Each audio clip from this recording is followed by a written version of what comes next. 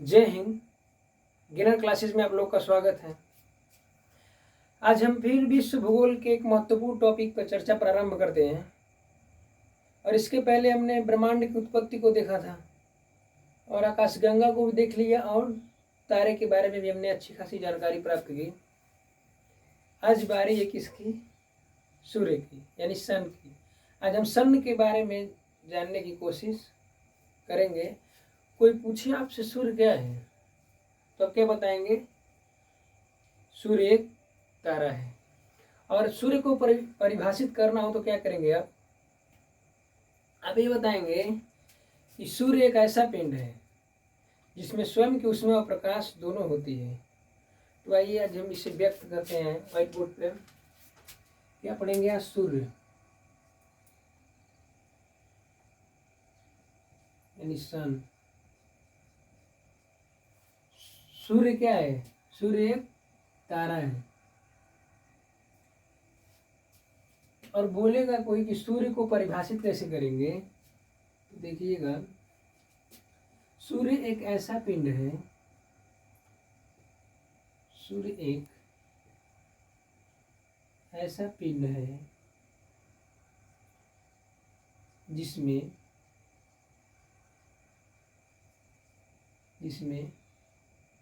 स्वयं की ऊष्मा व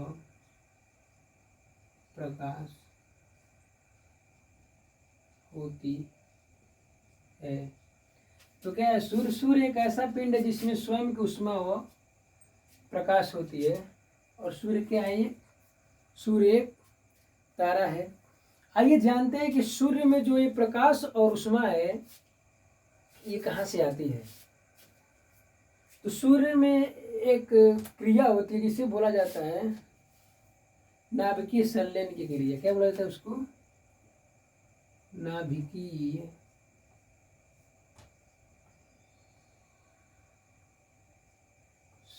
संलयन की क्रिया। नाभिकीय संलयन की क्रिया में यह होता है कि हाइड्रोजन का एक अणु और हाइड्रोजन का एक और अणु और, ठीक है, यानी हाइड्रोजन के दो अणु जब आपस में क्रिया करते हैं तो किसका निर्माण होता है? हीलियम का। और जब हीलियम का निर्माण होता है तो क्या होती है? ऊर्जा मुक्त होती है। क्या होती है? ऊर्जा रिलीज होती है। और इसी ऊर्जा के कारण क्या होता है? सूर्य में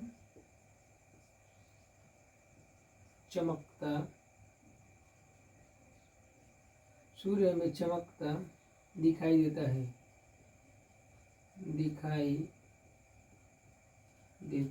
ठीक है। और इसी ऊर्जा को बोला जाता है सौर ऊर्जा। क्या बोला जाता है? सौर ऊर्जा।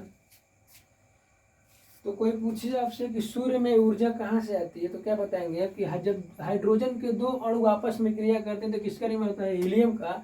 और हीलियम जब बनता है तो इसमें ऊर्जा रिलीज होती है और इसी ऊर्जा के कारण हमें सूर्य चमकता हुआ दिखाई पड़ता है। और इसी ऊर्जा को क्या कहा जाता है? सोलर एनर्जी या सौर ऊर्जा कहा जाता है। ठीक है। आइए इसके आगे देखते हैं।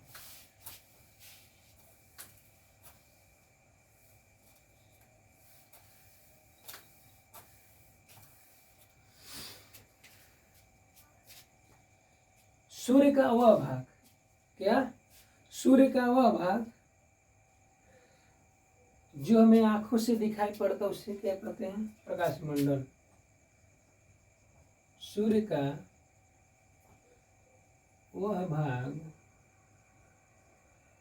जो हमें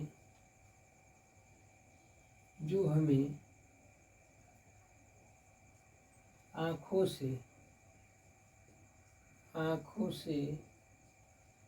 दिखाई देता है उसे क्या कहा जाता है? उसे प्रकाश मंडल यानी फोटोस्फीयर, प्रकाश मंडल कहा जाता है। यानी सूर्य का वह भाग जो हमें आंखों से दिखाई देता है उसे क्या कहा जाता है? प्रकाश मंडल कहा जाता है, यानी फोटो स्फीयर। सूर्य ग्रहण के समय, सूर्य ग्रहण के समय, सूर्य ग्रहण के समय सूर्य का जो भाग, सूर्य का जो भाग हमें दिखाई देता है, कब? सूर्य ग्रहण के समय सूर्य का जो भाग हमें दिखाई देता है उसे क्या कहा जाता है? इससे तो आप लोग परिचित होंगे, कोरोना कहा जाता है। क्या कहा जाता है? कोरोना। ठीक है, तो पहला क्या है कि सूर्य का वह भाग जो हमें आंखों से दिखाई देता है उसे प्रकाश मंडल कहते हैं। और सूर्य ग्रहण के समय, सूर्य ग्रहण के समय सूर्य का जो भाग हमें दिखाई देता है उसे क्या कहा जाता है? कोरोना कहा जाता है। ठीक है, आइए और देखते हैं सूर्य के बारे में।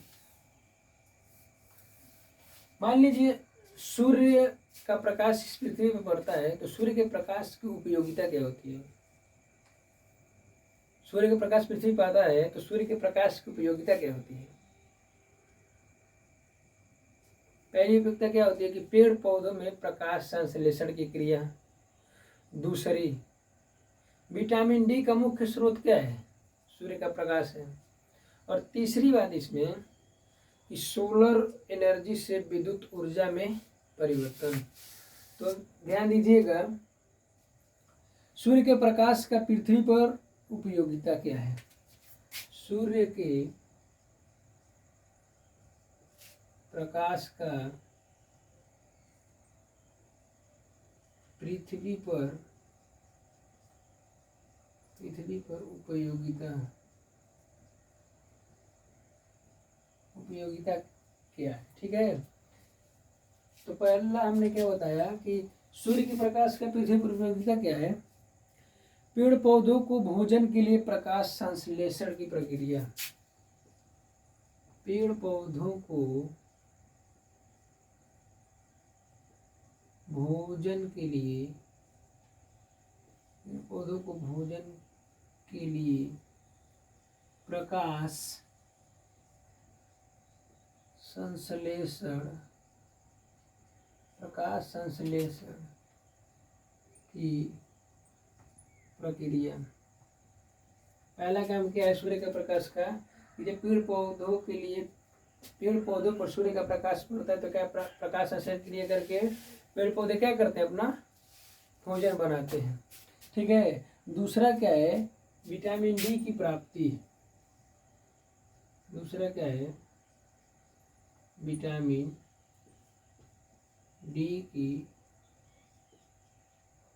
प्राप्ति। ठीक है, दूसरा क्या है? विटामिन डी की प्राप्ति। और तीसरा क्या है? सौर ऊर्जा से, यानी सौर ऊर्जा यानी सूर्य की ऊर्जा से विद्युत ऊर्जा में परिवर्तन।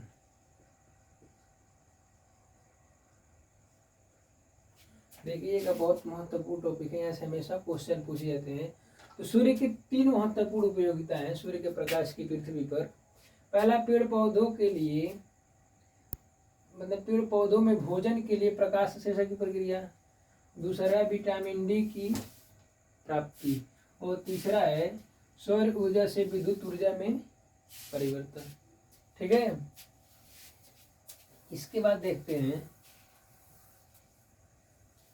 हमने प्रकाश मंडल की चर्चाएं की थी कि सूर्य का वो भाग जो हमें आंखों से दिखाई पड़ता है उसे क्या कहता है? प्रकाश मंडल। तो ध्यान दीजिएगा, कभी कभी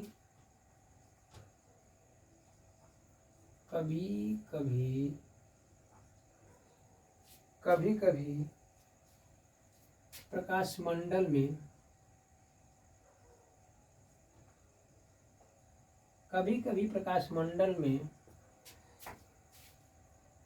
प्रकाश मंडल में परमाणुओं का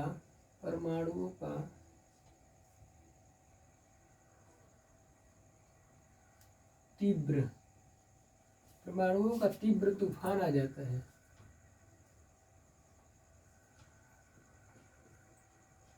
तूफान आ जाता है जो सूर्य के आकर्षण शक्ति से बाहर निकल जाते हैं, जो सूर्य के आकर्षण शक्ति से बाहर निकल जाते हैं। सूर्य के आकर्षण शक्ति से क्या होते हैं, वो बाहर निकल जाते हैं। जो निकलते हैं उन्हें सौर ज्वाला कहा जाता है। क्या कहा जाता है? सौर ज्वाला कहा जाता है। तो क्या कभी कभी प्रकाश मंडल में परमाणुओं का तीव्र तूफान आ जाता है, जो सूर्य के आकर्षण शक्ति से क्या होते हैं, बाहर निकल जाते हैं। यानी कि सूर्य के ग्रेविटी से क्या होते हैं, वो बाहर निकल जाते हैं। और जो निकलते हैं उन्हें क्या कहा जाता है? सौर ज्वाला कहा जाता है। और जब ये कौन सौर ज्वाला, यानी और जब सौर ज्वाला पृथ्वी के वायुमंडल में प्रवेश करते हैं। कहाँ? पृथ्वी के वायुमंडल में प्रवेश करते हैं। जब ये पृथ्वी के वायुमंडल में प्रवेश करते हैं तो हवा व धूल कणों के कारण, हवा यानी अनेक प्रकार की गैसें या हवा या धूल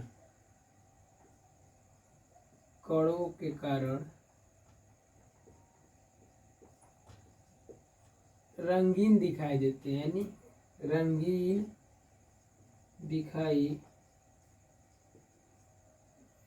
दिखाई देते हैं। ठीक है। तो ये पृथ्वी को वायुमंडल में प्रवेश करते हैं कौन? सौर ज्वाला। तो धूल कणों और हवा के कारण कैसे दिखाई देते हैं? रंगीन दिखाई देते हैं। इन्हें कहाँ देखा जाता है? उत्तरी व दक्षिणी गोलार्ध पर। इन्हें उत्तरी व दक्षिणी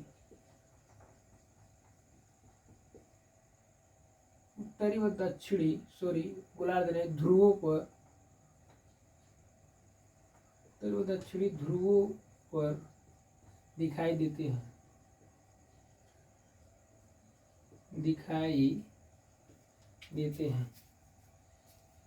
इन्हें उत्तरी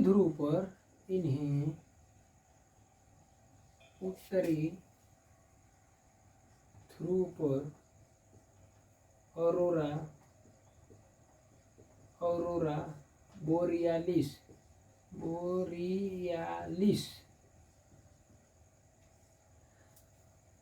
कहा जाता है।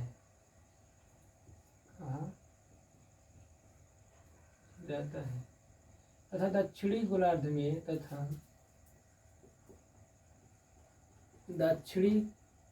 गोलार्ध ने ध्रुव में दक्षिणी ध्रुव पर क्या कहा जाता है? इन्हें ऑरोरा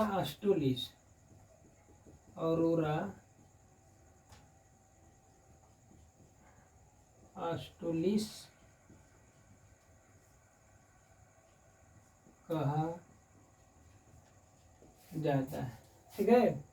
क्या होता है, एक बार और देखिएगा, कभी कभी प्रकाश मंडल में परमाणुओं का तीव्र तूफान आ जाता है, जो सूर्य के आकर्षण शक्ति से क्या होते हैं, बाहर निकल जाते हैं। सूर्य के गुरुत्वाकर्षण से बाहर निकल जाते हैं।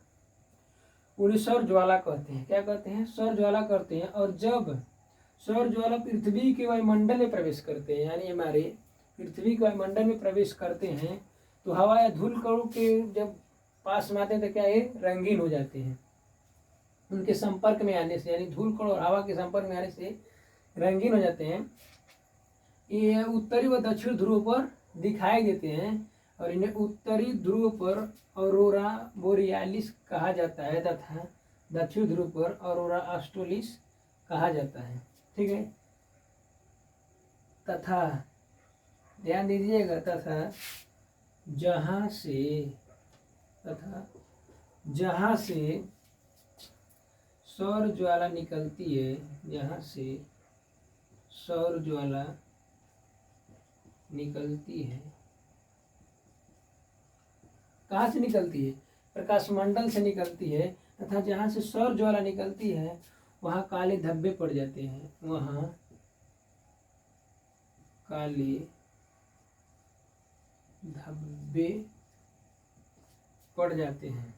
ठीक है, वह क्या पड़ जाते हैं? काले धब्बे पड़ जाते हैं।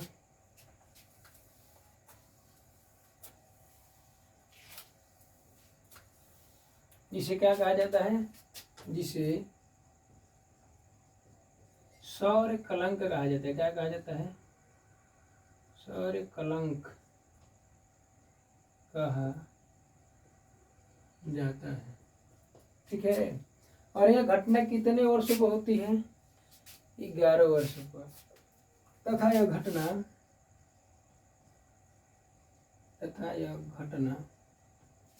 11 वर्षों के अंतराल पर होती है। 11 वर्षों के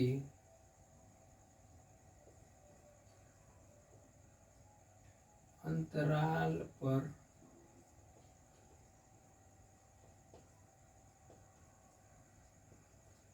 होती है।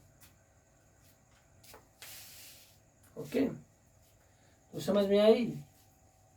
अगर आप लोग को वीडियो ये पसंद आएगा तो वीडियो को लाइक, शेयर तथा चैनल को सब्सक्राइब जरूर कीजिएगा। जय हिंद।